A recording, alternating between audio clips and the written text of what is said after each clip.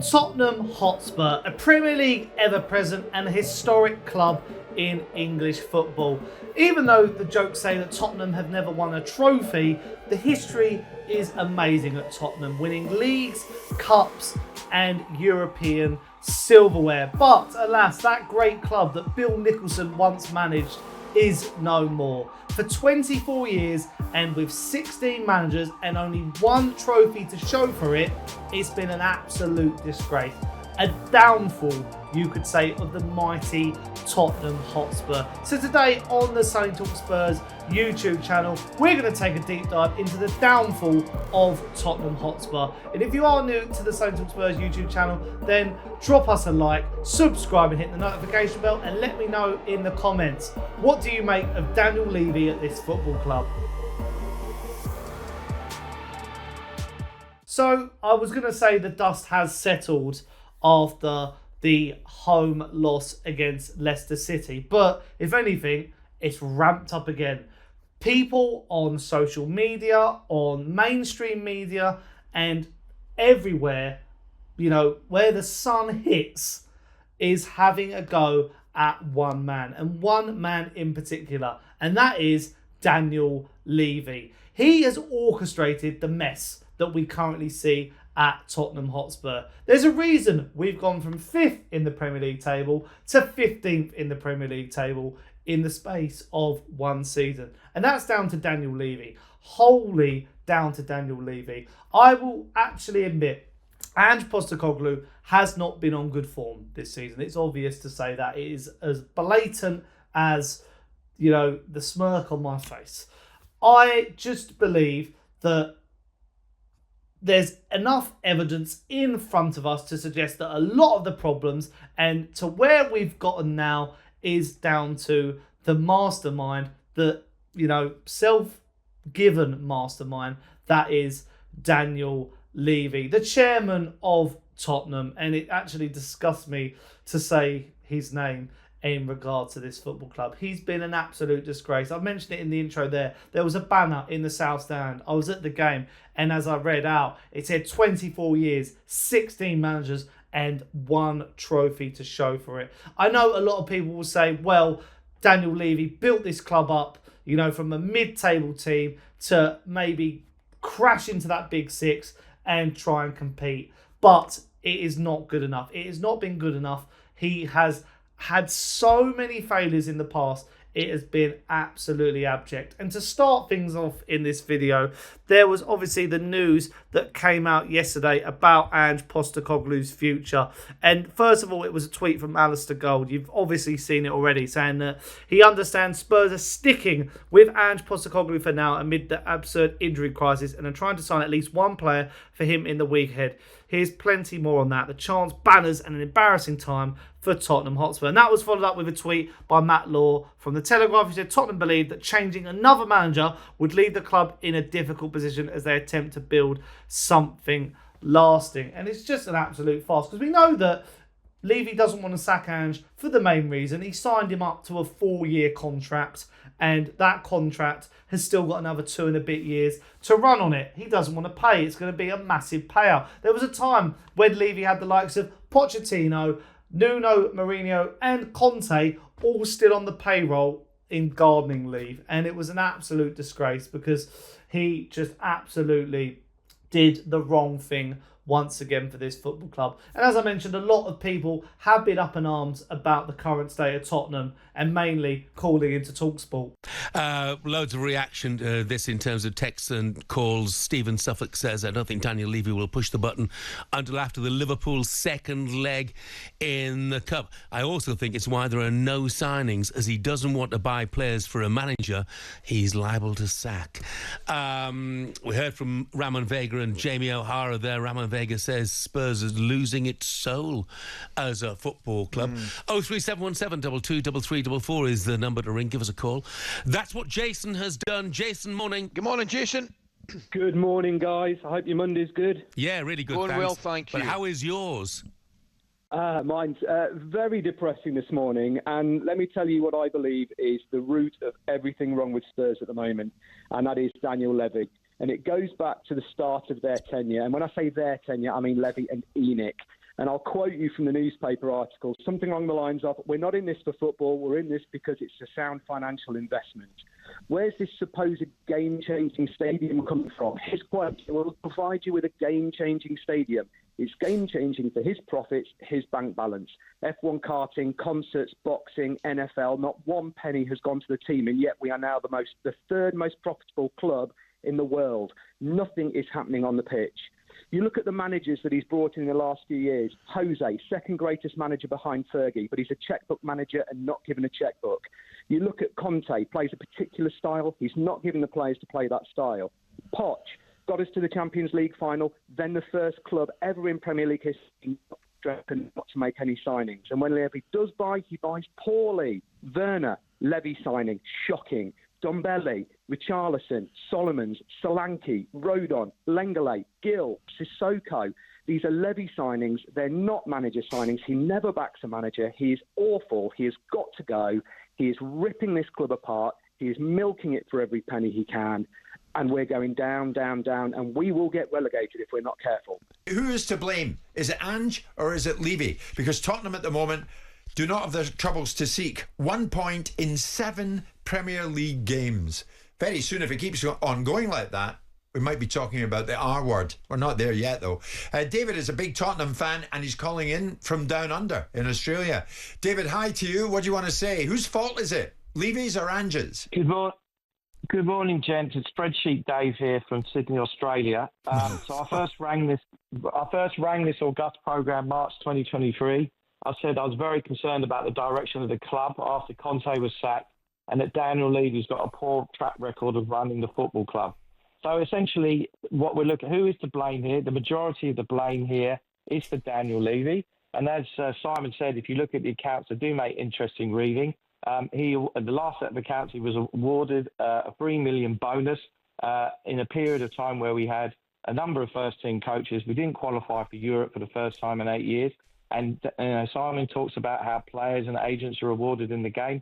We also need to look at how owners are rewarded in the game as well, because the reality of the situation is this ownership, they are great businessmen.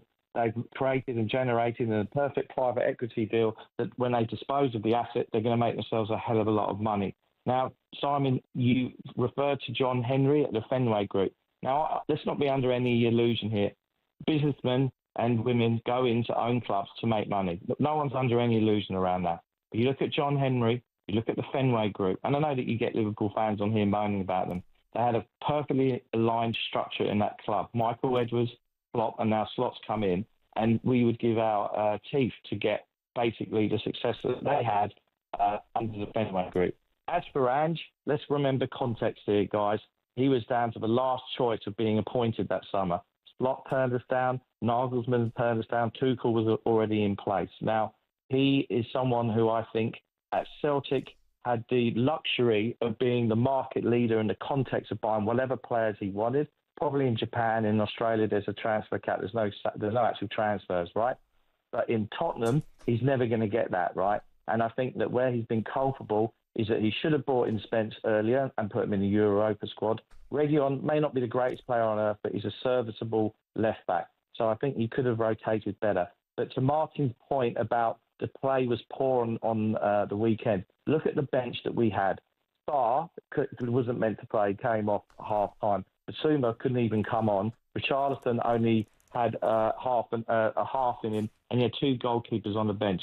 Now, the relevant money side of this is that you look at the income to salary ratio. The salaries that we pay players is one of the lowest, and yet at the same time we're generating these revenues.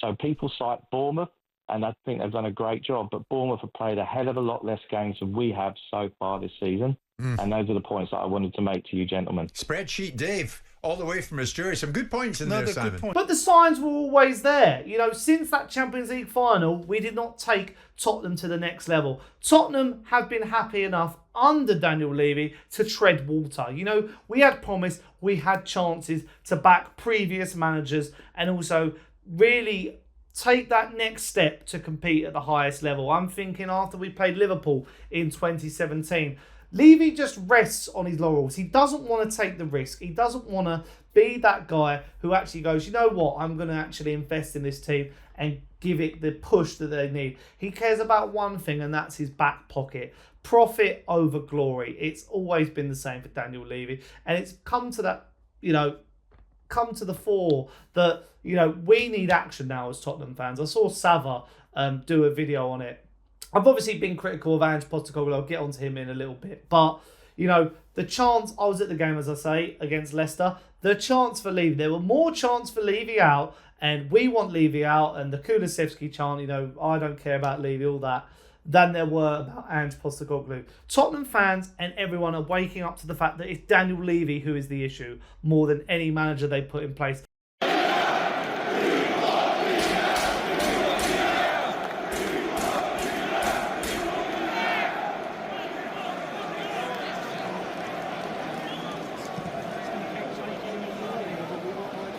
And it's down to the fact that Levy has now put himself between a rock and a hard place, because he doesn't now know what to do with sacking Ange. Does he sack Ange and take the risk?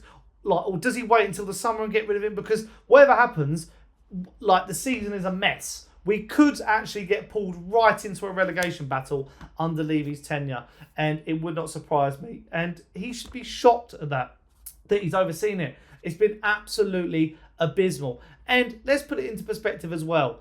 How many of our previous managers, I put 4 managers on that thumbnail, and all of them have called out Daniel Levy at one point in one shape or another, and it's been an absolute disgrace as usual. I hope the Tottenham fans don't get me wrong, but the only club in my career where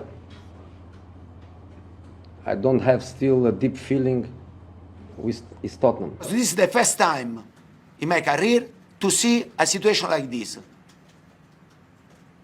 And until now, I wasn't able to change. Not to change, but compare last season, the situation went to become worse. No, I think the last 48 hours has revealed to me the foundations are fairly fragile, mate, so that's what I feel. Porto, Chelsea, Inter, Real Madrid, Manchester United, all the clubs, I feel connection. I go in the street so many times in Italy and I find Inter fans. I go in London, not just the Chelsea ones, also the Man United ones. No, because they are used here. They're used here. Don't play for something important. Outside, inside, everywhere. It's been an interesting exercise. It's just one of my observations, mate. I'm not going to tell you because it's for me. I'm the one that's got to do it. So, you can make your own fairly accurate assessment of what's happened. And I understand I probably misread the situation as to what I think is important in your endeavour to become a winning team, but that's okay. That's why I'm here. So I love every club. I love every club because I always felt the other way around. They also love me. Tottenham story is this: 20 years that there is the owner and never won something. But why? Only for the fault is only for the club or for every manager that stay here.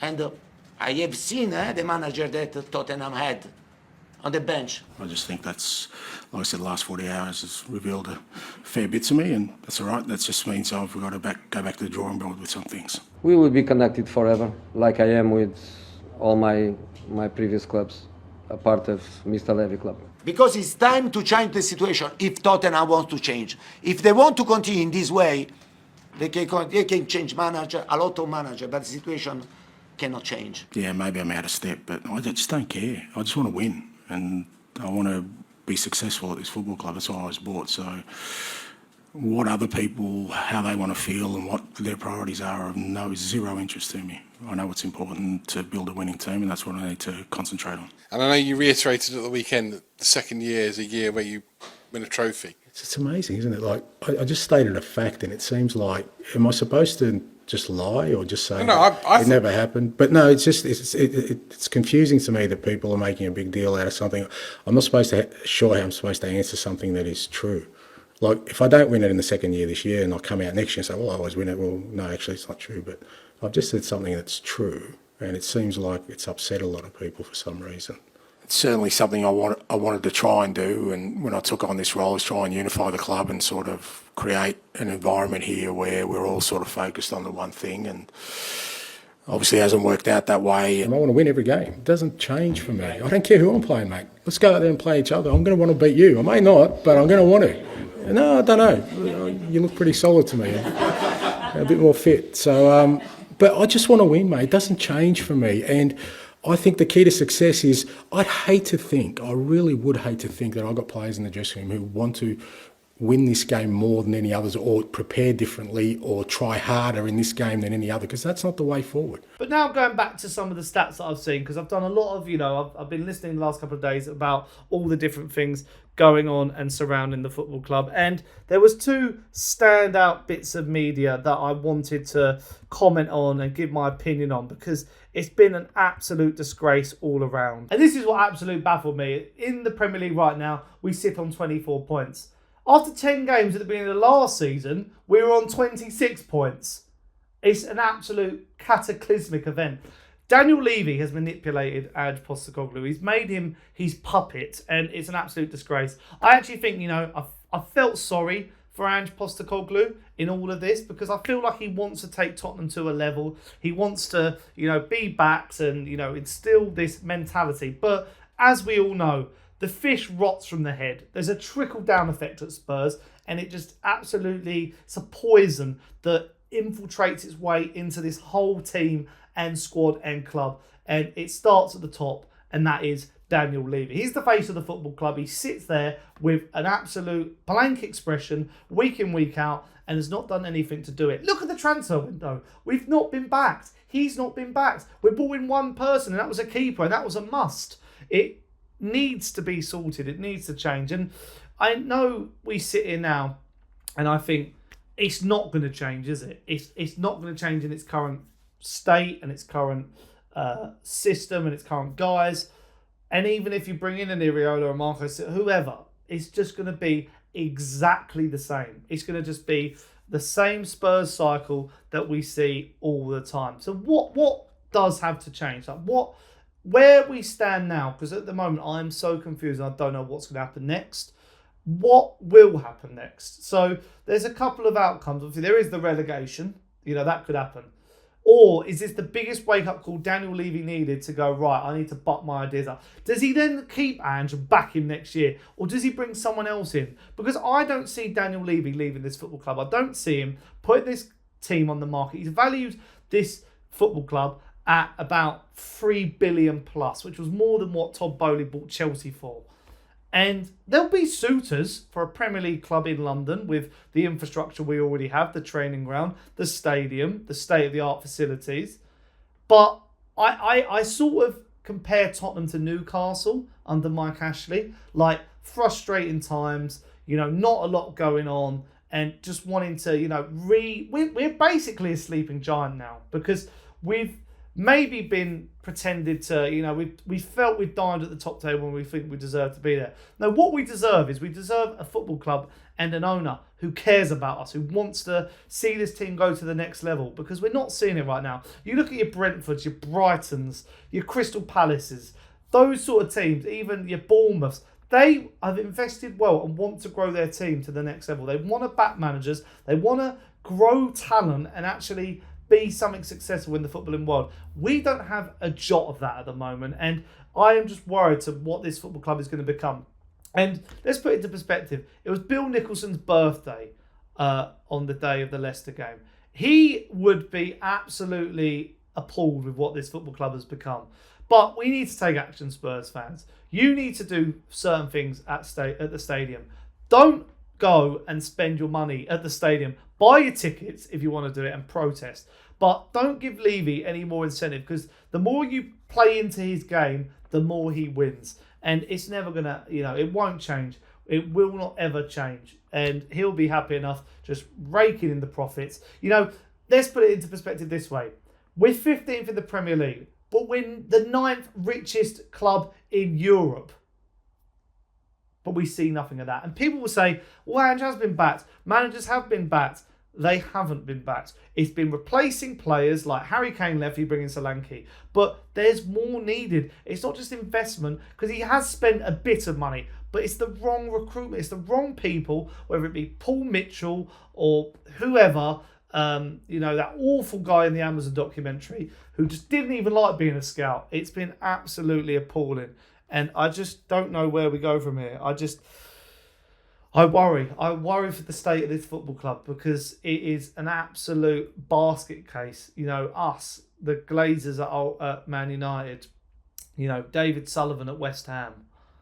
It needs a drastic change. It's like having a car, a Ferrari, but you don't fill up with petrol. So what are you getting out of it? It's nice to look at a nice shiny stadium, but I'm just like drained at this point. I feel like I do the same video now, week in, week out. And I'm usually positive about Spurs.